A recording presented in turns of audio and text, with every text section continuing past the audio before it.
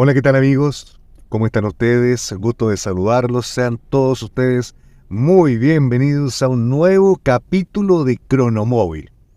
Así es, hoy día vamos a hablar de Semana Santa. Estamos en Semana Santa, Viernes Santo. Así que vamos a hablar de Semana Santa, vamos a hablar de salchichas, vamos a hablar de relojes y vamos a hablar de cómo eso hizo que surgiera la relojería suiza. Así que, sin más preámbulos, te invito a esta pequeña reflexión.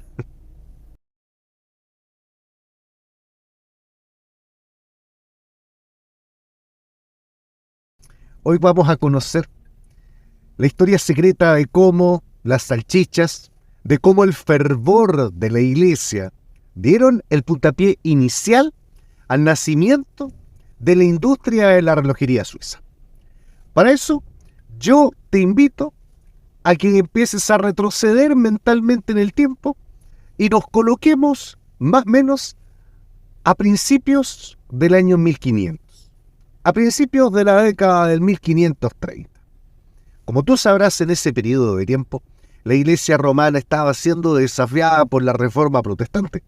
Martín Lutero, hace algunos años ya había iniciado esa reforma. Y aquí toma especial relevancia un personaje que se llama Juan Calvino, pero que ya vamos a hablar de él. Porque tenemos que hablar de que esta historia es como las series de televisión actuales, como Stranger Things o como la última que salió, El problema de los tres cuerpos, donde historias que parecen que no están relacionadas al final de la historia se unen, o como The Witcher, por ejemplo. Te dejé loco, ¿ah? También veo series de televisión. Y si tú conoces alguna otra serie entrelazada que con el tiempo se vaya uniendo, vas a entender y captar la historia. Todo esto parte, más o menos, en la ciudad de Zúrich. Siempre en el contexto de la Reforma Protestante, donde un pastor llamado Ulrich Zwingli, o algo así, ¿ya? De ahí tú podrás estar viendo imágenes de estos grabados que se les hacían antes, porque no había fotografía en 1530, quien era un ferviente devoto de la ideología de la reforma de Martín Lutero. Durante un periodo del año 1522, en el periodo de Cuaresma, que es un periodo de ayuna, y con mayor razón en ese periodo, participó de un evento, digamos, social, donde estaba presente también él en la casa de una famosa persona en ese entonces, don Christoph Froschhauer, ¿ya? Tenía una imprenta en esa ciudad. Años más tarde él publicaría la traducción de la Biblia de precisamente este pastor. Y durante los años siguientes al problema que te voy a comentar, empezó a divulgar las ideas protestantes. El hecho es que en ese periodo de ayuno, ¿ya? Estaban ahí comiendo salchichas. Dicen las malas lenguas que el pastor no comió, pero se estaba comiendo salchichas en ese periodo de ayuno. Y el pastor que estaba presente en esa oportunidad, ¿cierto?, tuvo que salir en defensa de su amigo, de Christoph, incluso buscando argumentos teológicos para poder fundamentar también, de alguna manera, la teoría protestante. Su actuar frente a las nuevas ideologías de esta naciente iglesia, que en ese entonces no estaba concebida como para ser una iglesia distinta, sino que estaba concebida como una forma de reformar los principios arcaicos que gobernaban la Iglesia Católica. Ahora, lo importante es que ese hecho produjo una agitación tal en Alemania que, sumado a las reformas impuestas por el protestantismo, sumado al conflicto que existía con la Iglesia Católica, evidentemente que se generó una grave crisis en diversos sectores de la industria. Entre ellos, ¿sí?, el que tú te imaginas, la relojería. Entonces los principales afectados en el ámbito que nos interesa a nosotros fueron la industria de relojería alemana y la industria de relojería francesa. Si no hubiese pasado ese evento y el otro evento que te voy a comentar, si no hubiesen pasado esos eventos, probablemente hoy día no estaríamos hablando de la magia de la relojería suiza. Estaríamos hablando de la magia de la relojería alemana, de la magia de la relojería francesa, y serían ellos los cabeceras, porque a esa época ellos eran los que llevaban la batuta. Entonces, ese profundo quiebre, fomentado, y a veces son hechos puntuales en la historia los que marcan este camino. Díganme o no los amigos chilenos que por 30 pesos estuvimos por 30 pesos, por un aumento de 30 pesos en el ticket del metro, estuvimos en un estallido social y en un conflicto que derivó casi en la caída de un gobierno, y estamos hablando del periodo pre-pandemia 2019, y un solo hecho. Pero ese hecho no fue el hecho ese fue el hecho gatillante, fue la gota que rebalsó el vaso. Este hecho de la salchicha también fue la gota que rebalsó el vaso y fue el hecho más polémico finalmente. Lo importante es que este hecho generó la crisis económica de la que te estoy hablando y muchos relojeros, en este caso hugotones franceses, bien, huyeron a Suiza, particularmente a Ginebra. Y aquí tengo que contarte una historia que ocurría paralelamente y que fue concatenando cuando ellos llegaron. Entonces, toma el capítulo de cuando ellos llegaron y ahora seguimos con otro capítulo y después en el tercer capítulo se va a unir la historia. Por aquellos años, Juan Calvino, del que te había estado hablando, teólogo francés avecindado en Francia, de hecho teólogo, estudió leyes también, abogado, una de las figuras más importantes del protestantismo. Las reformas de las iglesias y de la forma de entender la fe no existirían sin personajes importantes en la historia como Lutero y Calvino. Y por lo tanto Calvino era tremendamente importante. Y él fomentó, y que estaba visitado en Ginebra por lo demás, fomentó en el marco de la reforma la prohibición, entre otras cosas, del uso de joyas.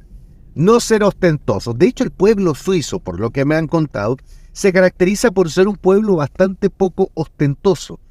Y de ahí vienen esas raíces. Paréntesis. Me han comentado que no les gusta, a diferencia de la gente de Latinoamérica, de algunas personas en Latinoamérica, que son la mayoría, utilizar nombres de marcas, ropa de marca, etcétera, etcétera. Hay un recatamiento, una opacidad en la forma de vestir, si se quiere, que de alguna manera influyó en este contexto del que estamos hablando. Entonces, para no irme para el otro lado, prohibió el uso de joyas. La prohibición del uso de joyas llevó a una nueva crisis, porque los joyeros, eximios artesanos joyeros de Ginebra, muy, pero muy empoderados, vieron cómo su negocio se estaba yendo hacia donde tú te estás imaginando, ¿cierto?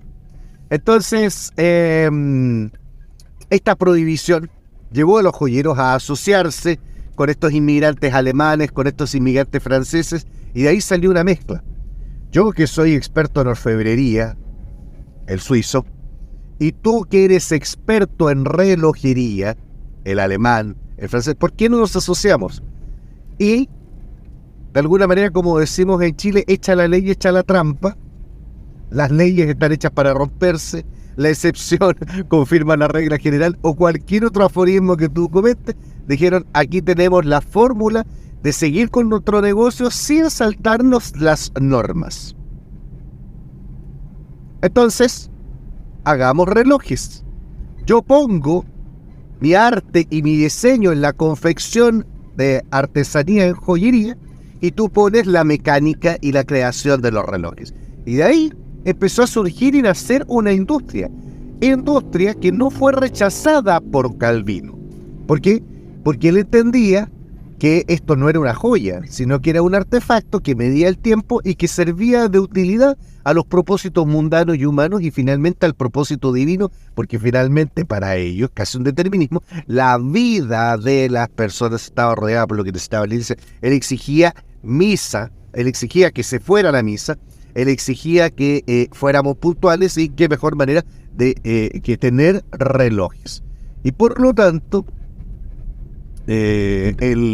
la mantención en el hogar de relojes, por mucha joyería que estuviera, era una exención a la norma. Entonces, la relojería, al ser utilizada como una forma de medición y contabilización de las horas, se encontraba exenta en consecuencia de tal prohibición. De esta manera, la industria relojera suiza prosperó. Y en menos de 100 años, estábamos hablando de 1520, ¿cierto? Ya en 1600, los relojeros, porque en 1601, los relojeros de Ginebra ya tenían un gremio propio. De hecho, ya en 1600, para los críticos de los relojes chinos y de las copias, ya estaban empezando a tener problemas con la falsificación de productos. ¿Por qué? Porque el hecho de agremiarse, de unirse en una asociación, tenía por objeto, entre otras cosas, por supuesto, para que no me critiquen, el generar un made in, un producto con denominación de origen de Ginebra, porque en ferias de relojería participaban también artesanos de Ginebra que no eran de Ginebra y que solamente tenían ese nombre para aprovecharse de la situación, para aprovecharse del buen nombre que tenían. Pero por supuesto, este tema de las falsificaciones en la relojería va a ser motivo y tema de otro video. A mí me encanta cuando en estas conversaciones entre tú y yo que estamos acá surgen otras ideas de video, porque es parte como natural del capítulo siguiente. Bueno, en fin, con el tiempo la actividad relojera en Suiza se fue consolidando, y no solo consolidando en Ginebra, sino que parte de la industria relojera, la más importante por lo demás, se expandió por el Valle de los Relojes en Suiza, que es donde actualmente se encuentran la mayoría de las empresas de relojería a nivel suizo, que son reconocidas a nivel mundial. Y finalmente, esa es la vinculación que la industria relojera tiene desde su nacimiento, con la iglesia católica, con la iglesia protestante, con el mundo cristiano en general, y por supuesto, con el delicioso sabor de las salchichas alemanas. Eso fue todo por mi parte. Yo te agradezco que te hayas quedado acá en Crononauta, en este video que trató de ser lo más simpático posible, una forma de reflexionar en esta Semana Santa. Y por supuesto, tú quedas cordialmente invitado a un próximo episodio acá en Cronomóvil, acá en Crononauta. Chao amigos, que estén muy, pero muy bien.